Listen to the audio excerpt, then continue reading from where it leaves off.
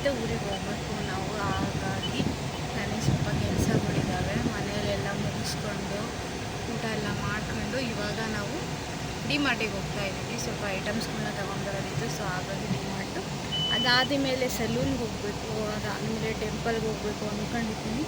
ಅದಾಗುತ್ತಾ ಇಲ್ಲೋ ಗೊತ್ತಿಲ್ಲ. ಅಷ್ಟರ ಟೈಮ್ ಆದರೂ ಆಗ್ಬೋದು, ಹೇಳೋಕ್ಕಾಗಲ್ಲ. ಸೊ ನೋಡೋಣ ಬನ್ನಿ.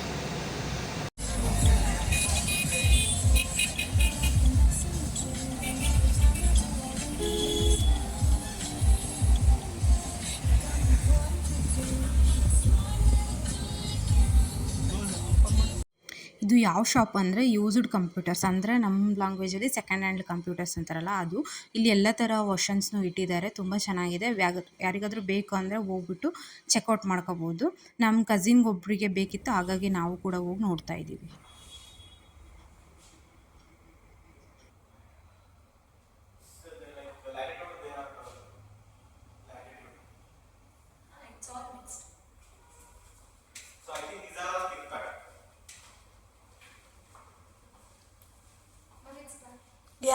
ಅಲ್ಲೆಲ್ಲ ಎನ್ಕ್ವೈರಿ ಮುಗಿಸಿ ನೆಕ್ಸ್ಟು ನಮ್ದು ಇದ್ದಿದ್ದು ಡಿಮಾರ್ಟಿಗೆ ಹೋಗಬೇಕಿತ್ತು, ಸ್ವಲ್ಪ ಐಟಮ್ಸ್ ತೊಗೊಳೋದಕ್ಕೆ. ಸೊ ಹಾಗಾಗಿ ಡಿಮಾರ್ಟಿಗೆ ಬಂದಿದ್ವಿ.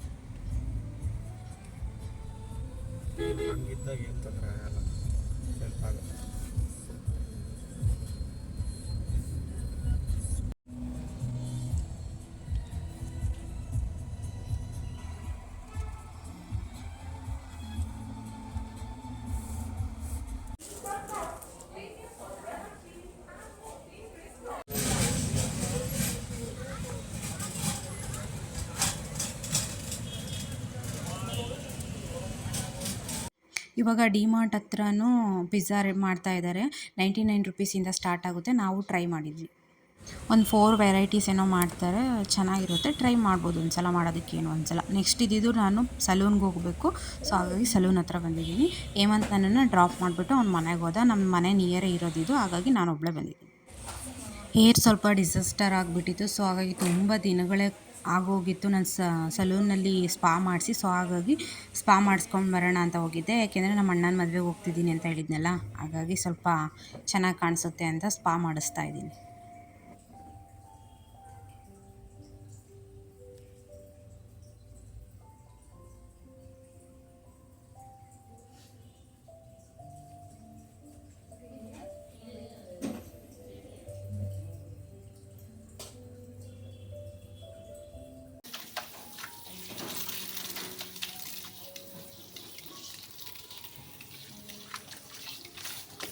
ಗ್ಲೋರಿಯಾ ಹರ್ಬಲ್ ಯೂನಿಸೆಕ್ಸ್ ಸಲೂನ್ ಅಂತ. ಇದು ತುಂಬ ಚೆನ್ನಾಗಿದೆ. ನಮ್ಮ ಮನೆ ನಿಯರ್ ಕೂಡ ಇದೆ, 1 ಕಿಲೋಮೀಟರ್ ಅರೌಂಡ್ ಆಗುತ್ತೆ ಅಷ್ಟೇ. ಸೊ ಹಾಗಾಗಿ ಅದನ್ನೆಲ್ಲ ಮುಗಿಸ್ಕೊಂಡು ಮನೆಗೆ ಬರೋದಕ್ಕೆ ಹೇಮಂತ್ಗೆ ಕಾಲ್ ಮಾಡಿದ್ದೆ. ಅವ್ನು ಬಂದು ಪಿಕಪ್ ಮಾಡಿಕೊಂಡು ಬಂದೆ. ಫೈನಲಿ ಏರ್ ಸ್ಪಾ ಮಾಡಿಸ್ಕೊಂಡು ರೆಡಿಯಾಗಿದ್ದೀನಿ ಊರಿಗೆ ಹೋಗೋದಕ್ಕೆ ಅಷ್ಟೇ. Thank you. ಮನೆಗೆ ಬಂದಮೇಲೆ ತುಂಬ ಟಯರ್ಡ್ ಆಗೋಗ್ಬಿಟ್ಟಿತ್ತು. ಸೊ ಹಾಗಾಗಿ ಹೊರ್ಗಡೆ ಕೂಡ ಅದು ಇದು ತಿನ್ಕೊಂಬಂದಿದ್ರಿಂದ ಮನೆಯಲ್ಲಿ ಸಿಂಪಲ್ಲಾಗಿ ಮ್ಯಾಗಿ ಮಾಡಿಕೊಂಡು ತಿಂದ್ವಿ ಡಿನ್ನರ್ಗೆ. ಇಷ್ಟೇ.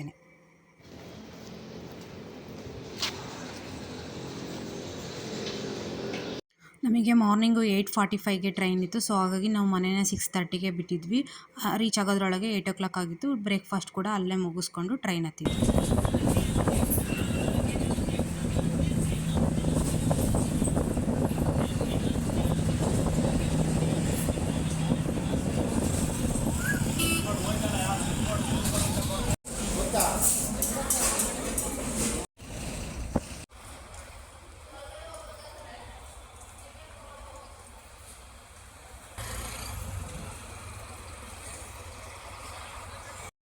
ಬೆಂಗಳೂರು ರೈಲ್ವೆ ಸ್ಟೇಷನಲ್ಲಿ ಪ್ಲಾಟ್ಫಾರ್ಮ್ಗೆ ಹೋಗೋದೇ ಒಂದು ಬಿಗ್ ಟಾಸ್ಕ್ ಅಂತ ಹೇಳ್ಬೋದು. ಸೊ ನಾವು ಕೂಡ ಹಾಗೆ ಹುಡುಕೊಂಡು ಹೋಗ್ತಾ ಇದ್ವಿ.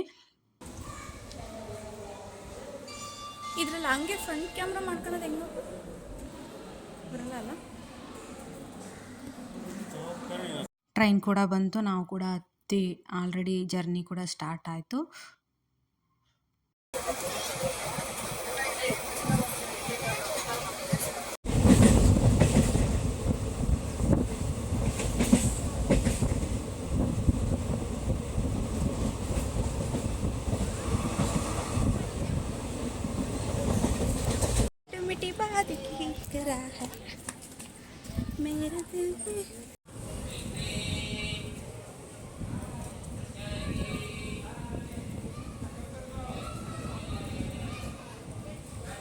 ಮಾರ್ನಿಂಗ್ ಬೇಗ ಎದ್ದಿದ್ದರಿಂದ ನನಗೆ ನಿದ್ದೆ ಸರಿಯಾಗಿರಲಿಲ್ಲ. ಸೊ ಹಾಗಾಗಿ ನಾನು ಕಂಪ್ಲೀಟ್ ನ್ಯಾಪ್ ತೊಗೊಂಡ್ಬಿಟ್ಟಿದ್ದೆ ಟ್ರೈನಲ್ಲಿ. ಅಷ್ಟರೊಳಗೆ ಜಾಜೂರು ಕೂಡ ಬಂದುಬಿಟ್ಟಿತ್ತು. ಐ ಮೀನ್ ನಮ್ಮ ಡೆಸ್ಟಿನೇಷನ್ನು ಬಂದು ರೀಚ್ ಆದ್ವಿ. ನನ್ನ ತಮ್ಮ ವೆಯ್ಟ್ ಮಾಡ್ತಾ ಇದ್ದ.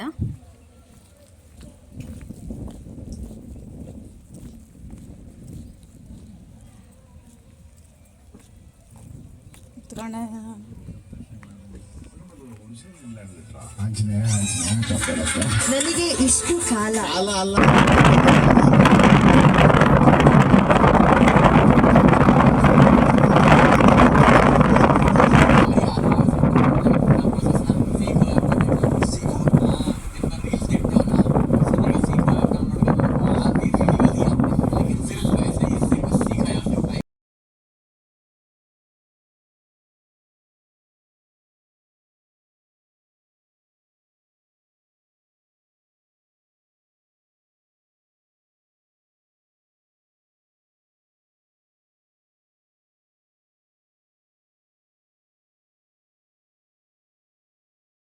ಓಕೆ, ನಾವಿವಾಗ ನಮ್ಮೂರಿಗೆ ಬಂದ್ವಿ.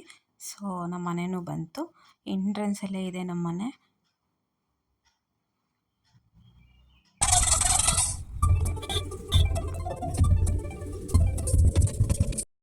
ಫ್ರೆಶ್ ಅಪ್ ಎಲ್ಲ ಆಗಿಬಿಟ್ಟು ಊಟ ಎಲ್ಲ ಮುಗಿಸ್ಕೊಂಡು ಎಲ್ಲ ರೆಡಿ ಆಗಿಬಿಟ್ಟು ಹೋಗೋದ್ರೊಳಗೆ ಈವ್ನಿಂಗ್ ಆಗಿಬಿಟ್ಟಿತ್ತು. ಆನ್ ದ ವೇ ನಮ್ಮ ತಾತ ಮನೆಗೆ ಕೂಡ ಹೋಗಬೇಕಿತ್ತು. ಸೊ ಹಾಗಾಗಿ ಸ್ವಲ್ಪ ಬೇಗನೆ ಬಿಟ್ವಿ.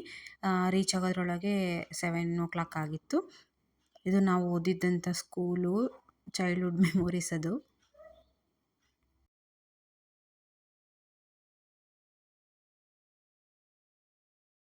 7 ದಾವಣಗೆರೆ ಕೂಡ ರೀಚ್ ಆದ್ವಿ. ನೆಕ್ಸ್ಟ್ ಹೋಗಿದ್ದು ನಮ್ಮ ತಾತ ಮನೆಗೆ.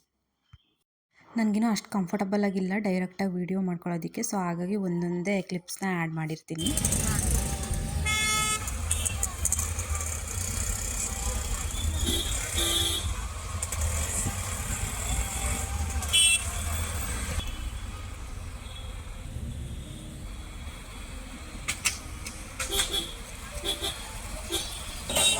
ಅಲ್ಲಿ ಅವರನ್ನು ಮಾತಾಡಿಸ್ಕೊಂಡು ನೆಕ್ಸ್ಟ್ ಹೊರಟಿದ್ದು ಚೌಟ್ರಿಗೆ. ಆನ್ ದ ವೇ ಇದು ಹೊಸದಾಗಿ ಶಾಪ್ ಓಪನ್ ಆಗಿದೆ ದಾವಣಗೆರೆಯಲ್ಲಿ. ಅಲ್ಲಿಗೆ ರಚಿತಾ ರಾಮ್ ಬಂದುಬಿಟ್ಟು ಇನಾಗ್ರೇಷನ್ ಮಾಡಿರೋದು.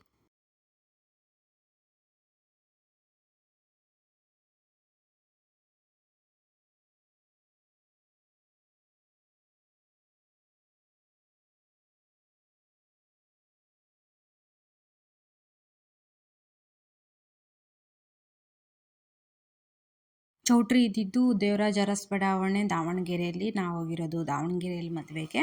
ಸೊ ನಮ್ಮ ಅಣ್ಣನ ಮದುವೆ. ಎಂಜಾಯ್ ಮಾಡಿ ನೀವು ನೋಡ್ಬಿಟ್ಟು. ಸುಮ್ಮನೆ ಸಾಕು. ಇಲ್ಲಿ ಹೇಮು ಮತ್ತು ಅರ್ಪಿತಾ ನಮ್ಮ ಅಣ್ಣಂಗೆ ರೇಗಿಸ್ತಾ ಇದ್ದಾರೆ.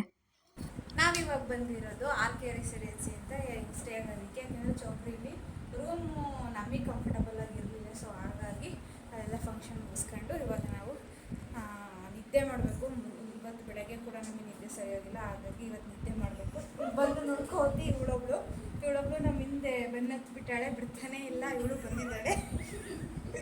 ಸೊ ಹಾಗಾಗಿ ಅವಳನ್ನು ಎತ್ಕೊಂಡು ಬಂದಿದ್ದೀವಿ. ಇವಾಗ ನೀಟಾಗಿ ನಿದ್ದೆ ಮಾಡಿಬಿಟ್ಟು ಬೆಳಗ್ಗೆ ಫ್ರೆಶ್ ಅಪ್ ಆಗಿ ರೆಡಿಯಾಗಿ ಪಟ್ಟನಾಗಿ ಹೋಗಬೇಕು. ಸಿಗ್ತೀನಿ, ಮಾರ್ನಿಂಗ್ ವ್ಲಾಗ್ನ ಕಂಟಿನ್ಯೂ ಮಾಡ್ತೀನಿ. Thank you. ಸ್ಟಾಪ್ ಮಾಡು. ನಾವಿವಾಗ ಅರ್ಧ ರೆಡಿಯಾಗಿ ಬಂದಿದ್ದೀವಿ ಈಗ ಚೌಟ್ರಿ ಹತ್ರ ಹೋಗಿ ಬ್ರೇಕ್ಫಾಸ್ಟ್ ಮುಗಿಸ್ಕೊಂಡು ನಾವು ಹೋಗಿದ್ದು ನೆಕ್ಸ್ಟ್ ಪಾರ್ಲರ್ಗೆ ಹೋಗಿ ಯಾಕಾದರೂ ಹೋದ್ನಪ್ಪ ಅನಿಸ್ಬಿಟ್ಟಿತ್ತು. ಯಾಕೆಂದರೆ ತುಂಬ ಟೈಮ್ ತಗೊಂಡ್ಬಿಟ್ರು. ಅಷ್ಟರೊಳಗೆ ಮುಹೂರ್ತ ಕೂಡ ಆಗೋಗ್ಬಿಟ್ಟಿತ್ತು. ಲಾಸ್ಟಿಗೆ ಹೋಗ್ಬಿಟ್ಟು ಇನ್ನೇನು 4 ತುಪ್ಪ ಬಿಟ್ವಿ.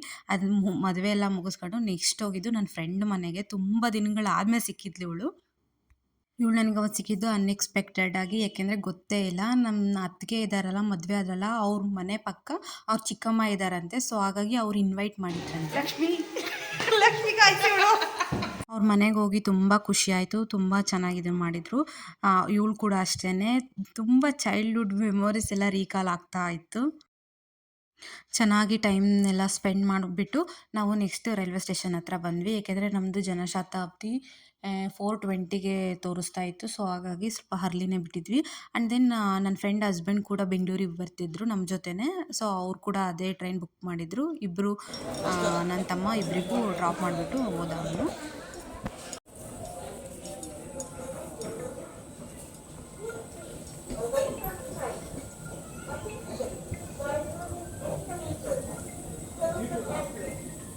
ದಾವಣಗೆರೆ ರೈಲ್ವೆ ಸ್ಟೇಷನ್ನು ನನಗೊಂಥರ ಸ್ಪೆಷಲ್ ಇದ್ದಂಗೆ, ಏಕೆಂದರೆ ನಾನು ಕಾಲೇಜ್ ಟೈಮಲ್ಲೆಲ್ಲ ಅಪ್ ಆ್ಯಂಡ್ ಡೌನ್ ಮಾಡ್ತಾ ಇದ್ದೆ ಟ್ರೈನಲ್ಲಿ. ತುಂಬ ಚೆನ್ನಾಗಿ ಎಕ್ಸ್ಪೀರಿಯೆನ್ಸ್ ಇದೆ ನಾನು ಈ ಟ್ರೈನಿಂದು.